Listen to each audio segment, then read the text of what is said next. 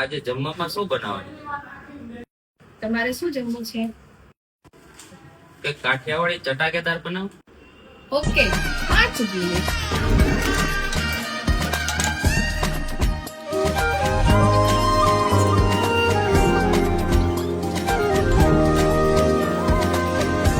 ચાલીને મનોરથ જીવતું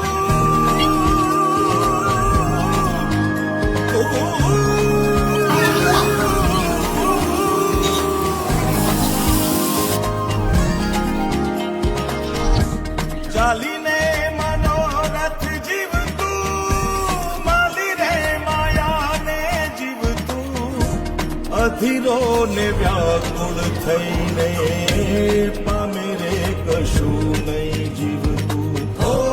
અધીરો ને વ્યાકુળ થઈને